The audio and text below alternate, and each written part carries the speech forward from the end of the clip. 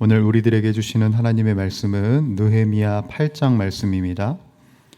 느헤미야 8장 1절부터 18절까지의 말씀, 구약 737페이지에 있습니다.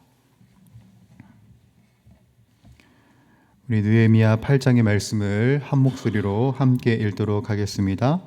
이스라엘 자손이 자기들의 성읍에 거주하였더니 일곱째 달에 이르러 모든 백성이 일제히 수문 앞 광장에 모여 학사 에스라에게 여호와께서 이스라엘에게 명령하신 모세의 율법책을 가져오기를 청하매 일곱째 달 초하루에 제사장 에스라가 율법책을 가지고 회중 앞 곧 남자나 여자나 알아들을 만한 모든 사람 앞에 이르러 수문 앞 광장에서 새벽부터 정오까지 남자나 여자나 알아들을 만한 모든 사람 앞에서 읽음에 문 백성이 그 율법책에 귀를 기울였는데 그때 학사 에스라가 특별히 지은 나무 강단에 서고 그의 곁 오른쪽에 선 자는 마띠랴와 스마와 아나냐와 우리야와 힐기야와 마아세야요.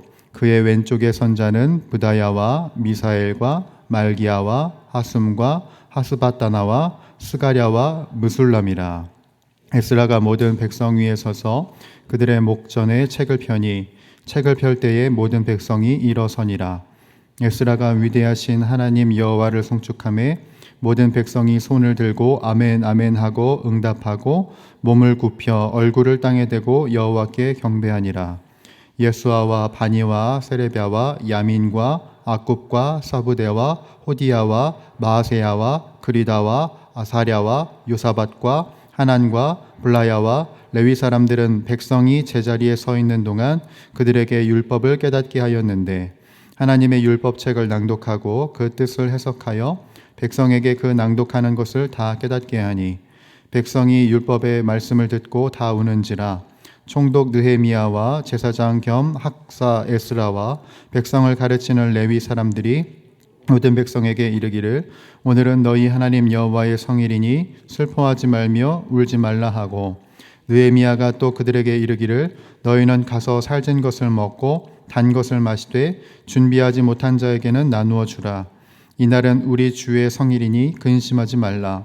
여호와로 인하여 기뻐하는 것이 너희의 힘이니라 하고 레위 사람들도 모든 백성을 정숙하게 하여 이르기를 오늘은 성일이니 마땅히 조용하고 근심하지 말라 하니 모든 백성이 곧 가서 먹고 마시며 나누어 주고 크게 즐거워하니 이는 그들이 그 읽어 들려준 말을 밝히 알미라.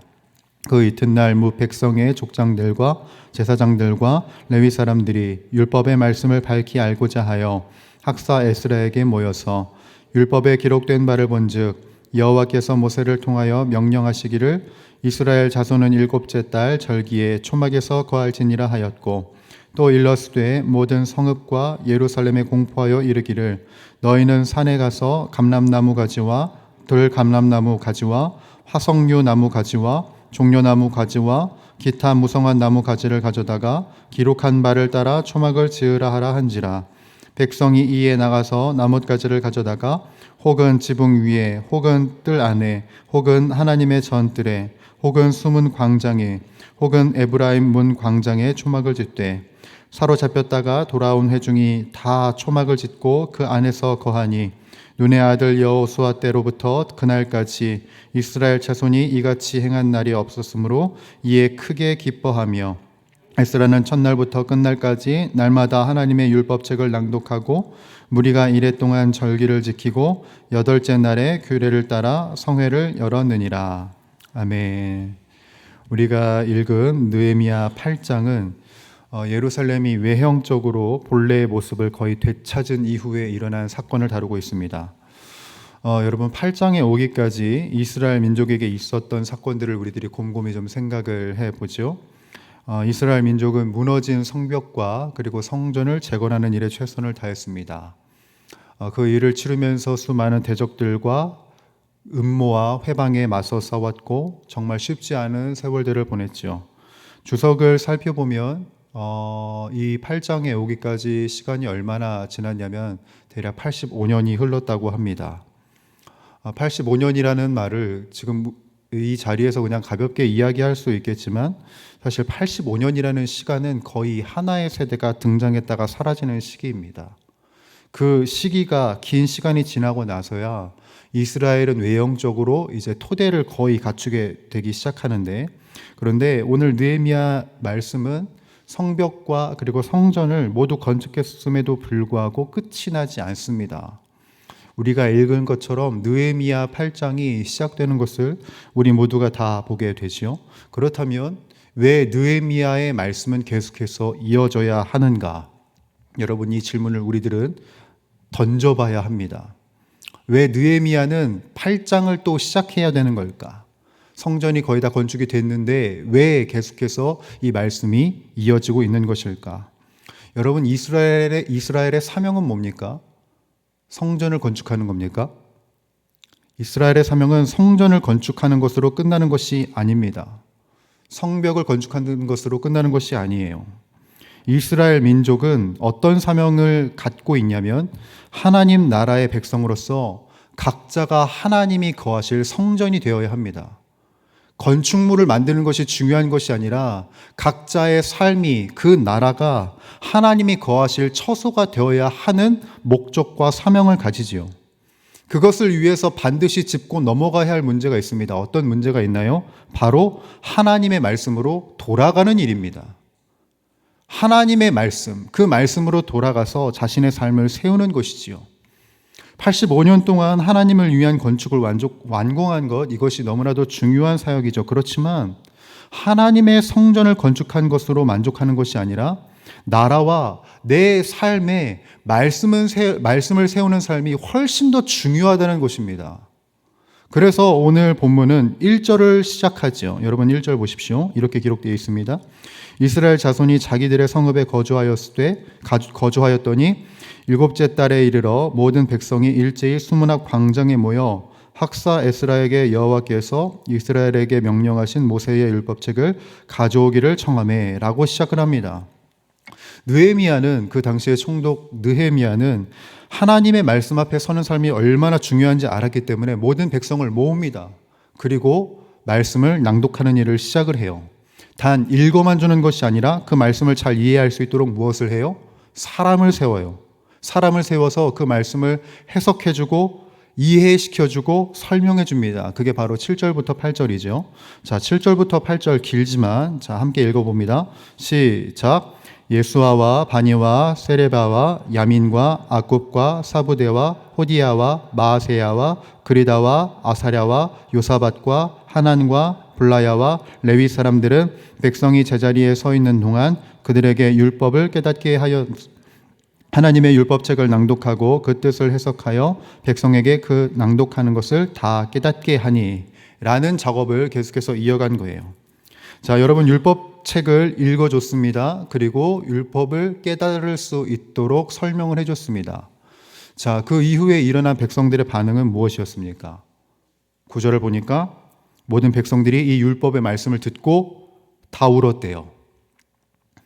9절의 문맥을 살펴보면 슬퍼서 울고 있는 겁니다. 자, 그럼 뭐가 슬픈 걸까요, 여러분? 지금 이 백성들은 무엇이 슬픈 겁니까? 여러분, 율법은 본디 하나님의 명령이 기록되어 있는 책입니다. 그렇죠? 명령이라는 것은 무엇을 담고 있냐면 우리가 해야 할 것과 그리고 우리가 당연히 하지 말아야 할 것들이 정리가 되어 있는 것이 하나님의 명령입니다. 하나님의 백성들이 말씀을 들었습니다. 그리고 그 설명을 들으니 곰곰이 생각이 되는 거예요. 자신의 삶과 이스라엘 민족들의 여태까지의 역사들을 곰곰이 생각이 되는 겁니다. 생각해 보니 하나님이 하라고 하는 것은 우리가 하지 않았고 하나님이 하지 말라고 하는 것은 우리가 열심히 하면서 살았구나. 하나님이 말씀하신 대로 살지 못했구나. 이런 민족의 상태와 자신의 상태를 깨닫게 된 것입니다. 자신의 삶과 말씀을 비교하니까 분명한 차이가 나는 것이죠. 그로 인해서 애통이 시작된 것입니다. 여러분, 우리가 말씀이 깨달았다고 이야기를 합니다. 그렇죠? 종종 설교를 듣거나 아니면 말씀을 묵상하거나 말씀을 읽으면서 말씀을 깨달았다고 이야기합니다. 여러분, 여기에서 깨달았다는 것이 무엇을 의미할까요? 말씀을 깨달았다는 것은 내가 몰랐던 지식을 알았거나 아니면 내가 보고 싶은 이야기, 듣고 싶은 이야기를 들은 것이 아니죠. 말씀을 깨달았다는 것은 무엇이냐? 민족이 제대로 보이고 내가 제대로 보이는 겁니다. 하나님 앞에 나의 모습, 세상 앞에서의 나의 삶을 조명하면서 회개로 이르게 되는 것이 바로 말씀을 깨달았다는 본래의 의미겠지요. 여러분, 우리들에게는 바로 이러한 깨달음이 필요한 것입니다. 말씀 앞에 나의 삶을 조명해 보는 삶, 말씀 앞에 이 민족의 상태를 확인할 수 있는 이 깨달음이 우리들에게 중요한 것이지요. 그래서 우리들은 뭐라고 기도해야 합니까? 주님, 나의 삶이 말씀으로 조명되게 하옵소서. 내가 하나님 앞에서 잘 살고 있는지, 우리 민족이 어떤 모습인지 밝히 알 수 있는 말씀의 조명을 허락하여 주옵소서. 그래서 우리가 이 말씀을 통해 도달해야 할 첫 번째 단계는 뭐냐면 바로 회개인 것입니다. 나를 조명하고 민족을 조명하게 되면서 회개에 이르러야 하는 것이지요. 이런 회개의 은혜가 우리 모두에게 필요하고 우리 모두는 구해야 합니다. 그리고 그런 애통이 있는 사람들에게 오늘 본문은 9절과 10절로 이어지게 되는데요. 여러분 9절과 10절도 함께 읽어봅니다. 시작. 백성이 율법의 말씀을 듣고 다 우는지라. 총독 느헤미야와 제사장 겸 학사 에스라와 백성을 가르치는 레위 사람들이 모든 백성에게 이르기를 오늘은 너희 하나님 여호와의 성일이니 슬퍼하지 말며 울지 말라 하고, 느헤미야가 또 그들에게 이르기를 너희는 가서 살찐 것을 먹고 단 것을 마시되 준비하지 못한 자에게는 나누어 주라. 이날은 우리 주의 성일이니 근심하지 말라. 여호와로 인하여 기뻐하는 것이 너희의 힘이니라 하고. 아멘. 느헤미야가 지금 요구하는 것, 제사장들과 그리고 말씀을 알려주는 사람들이 권면하고 있는 것이 무엇입니까? 애통을 멈추고 이제 즐거워할 것을 명하고 있습니다. 왜 즐거워할 것을 명하고 있습니까? 하나님께서는 회개하는 자에게 분명히 구원을 허락해 주시는 분이기 때문에 그렇죠. 여러분, 우리들이 말씀을 통해 회개한 이후에 그 다음 도달해야 할 단계가 무엇이냐면 바로 이것입니다. 애통에만 갇혀서 자기 연민에 갇히는 것이 아니라 하나님이 이루실 구원을 기뻐하는 것이지요. 느헤미야는요, 지금 이스라엘 민족이 자기 연민에 빠지지 않기를 바랬습니다. 말씀을 통해서 자신의 삶이 비춰지고 드러나니 얼마나 비참한 것을 경험합니까? 내 과거가 너무 비참하고 내가 할 수 없는 일들이 분명히 보이니까 너무나도 애통하고 가슴이 아픈 것이지요. 그러나 그것으로 멈추지 말고 더 나아가야 할 신앙의 단계가 있다. 그것이 무엇이냐면 은혜의 현실을 주시는 주님을 바라보고 기뻐하라. 우리들은 자기 연민이 아니라 구원을 주시는 하나님을 기뻐하는 단계에 이르러야 하는 것이죠. 우리 신앙도 늘 이 부분에서 실패하지 않습니까, 여러분? 말씀을 봐요, 묵상을 해요. 근데 자기 연민으로 끝나요. 아, 나는 말씀처럼 살지 못했어. 앞으로도 나는 말씀처럼 살지 못할 거야. 내가 하나님의 백성으로 살아갈 수 있을까? 난 하나님의 백성이 될 수 없어. 로 그치는 나의 삶이 되는 겁니다. 그러나 하나님이 말씀을 허락하신 이유는 그렇게 자기 연민에 갇혀진 삶이 아닙니다. 우리의 할 수 없는 죄를 직시하게 하실 뿐만 아니라 더불어서 죄 가운데 있는 우리들의 삶에 새 날과 새 역사를 주시는 하나님을 주목하게 하시기 위해 말씀이 주어졌다는 것을 우리들은 놓치지 말아야 하죠. 그러니 우리들은 자기 연민에 빠지는 것이 아니라 은혜의 기쁨에 빠지는 우리 모두가 되어야 할 것입니다. 우리가 구해야 할 것은 바로 이것이죠. 주님, 자기 연민을 넘어서서 우리에게 구원의 현실을 주시는 주님을 바라보게 하옵소서. 이러한 삶이 시작된 삶에게는 이러한 인생으로 또 다른 삶으로 또 다른 단계로 나아가는 것을 우리들이 보게 됩니다. 10절과 12절을 보십시오. 느헤미야는 슬퍼하지 말라고 하면서 동시에 뭐라고 말하냐? 가서 살찐 것을 먹고 단 것을 마시되 준비하지 못한 자에게는 나누어 주라고 명령을 합니다. 그리고 백성들은 가서 먹고 마시며 나누어 주고 크게 즐거워하죠. 이 단계로 넘어간 겁니다. 여러분, 참된 깨달음은요, 나 혼자 골방에서 울고 끝나는 것이 아닙니다.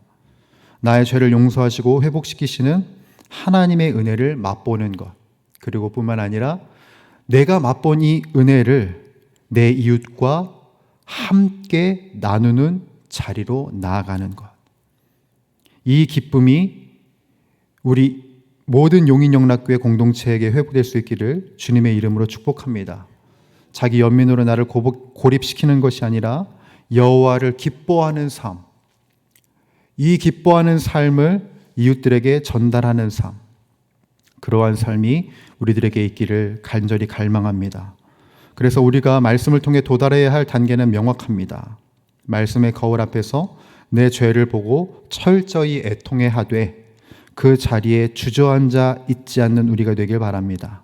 나를 다시 세우시고 나를 온전케 하시는 십자가의 사랑을 붙들고 일어서기를 원하고 그 구원의 기쁨을 내 옆에 지체들과 함께 먹고 마시면서 즐거워할 수 있기를 축복합니다. 이것이 바로 우리들에게 필요한 여호와로 인하여 기뻐하는 힘입니다. 말씀을 마무리합니다. 오늘 우리들은 이 성벽 재건 이후에 말씀 앞에 선 이스라엘 백성들을 보았습니다. 그들은 85년 만에 되찾은 외형적인 평안에 안주하지 않았어요. 그들은 말씀 앞에 섰고 그 말씀이 그들의 심령을 찔러 쪼갤 때 회개의 눈물을 흘렸습니다. 그리고 그 눈물 끝에 하나님이 주시는 회복의 기쁨을 맛보았지요. 이제 우리들이 한 해를 마무리합니다. 사랑하는 주의 권속들, 혹시 과거의 영광이나 과거의 상처에 머물러 계시는 분들 계신지요? 혹은 신앙생활을 어떤 말씀을 읽고 말씀을 그저 듣는 것으로 멈추고 계신 분들이 계십니까? 그런 분들에게 권면을 드립니다. 말씀이 내 삶을 비추기를 갈망하시고 말씀이 내 삶을 비췄을 때 그 기쁨을 취하시는 우리가 되길 갈망하고 그리고 그 기쁨을 이웃들에게 나누어 줄 수 있는 우리 모두가 되기를 소원합니다. 그때 우리 안에는 17절처럼 세상이 알 수 없는 크게 즐거워하는 기쁨이 넘쳐날 것입니다. 이 기쁨이 2025년과 2026년 앞으로 우리들의 삶에 늘 넘쳐나시기를 주님의 이름으로 간절히 축복합니다. 함께 기도합니다. 사랑이 많으신 우리 주 하나님 아버지, 늘 한 개뿐인 우리들의 삶을 포기하지 않으시고 주님의 자녀 삼으시고 주님의 백성 삼으신 하나님의 은혜에 감사드립니다. 말씀 앞에 선 우리들, 주님의 임재 앞에 선 우리들, 철저히 나의 한계가, 나의 죄가 보이게 하여 주시되 우리들의 인생을 견인하여 주시는 주님을 볼 수 있는 영안이 열려지게 하여 주옵소서.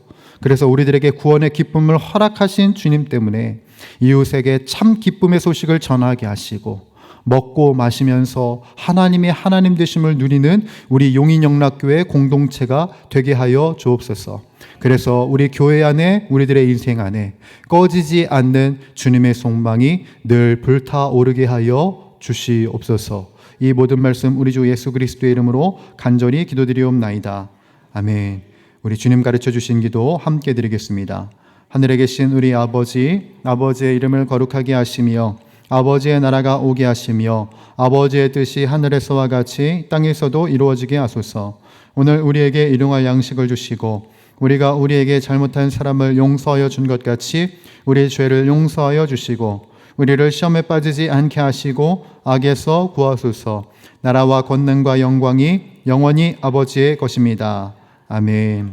이 시간 우리 함께 간구하며 기도하며 나가도록 할 때 하나님 아버지, 우리들이 말씀으로 돌아가는 은혜의 담력이 있게 하여 주옵소서.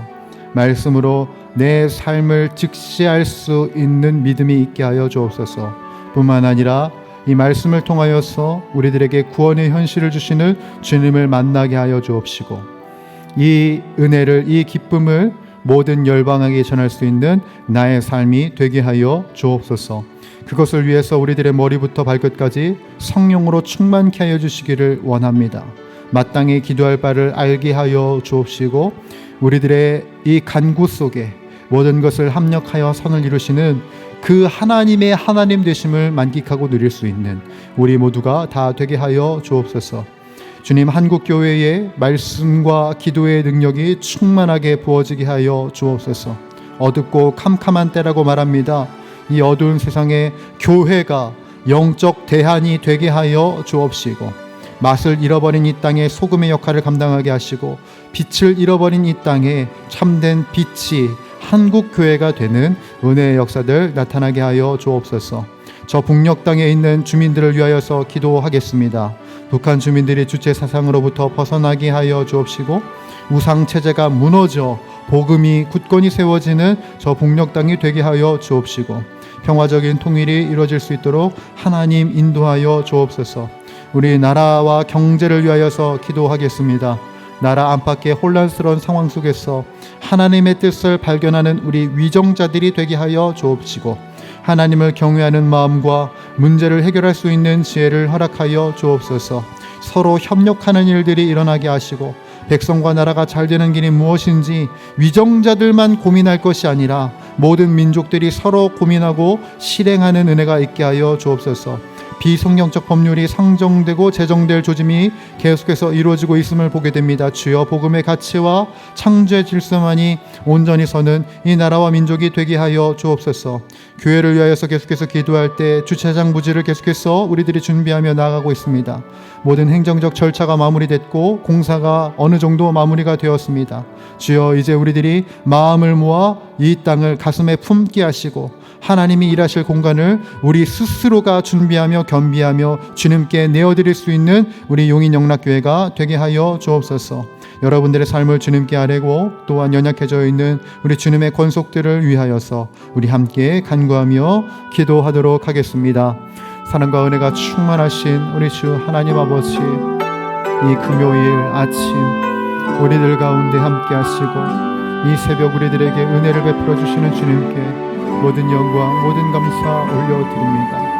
하나님, 삶을 살면서 인생을 살아가면서 하나님 아버지 앞에 온전히 나아가지 못했던, 온전히 살아내지 못했던 나의 삶이 말씀을 통하여 직시됩니다. 주님, 이 현실을 자기 연민으로 그치는 것이 아니라 나에게 은혜 베풀어 주시고 놀라운 구원의 역사를 베풀어 주시는 주님을 바라볼 수 있는 영안으로 연결될 수 있도록 주여 도와주시옵소서.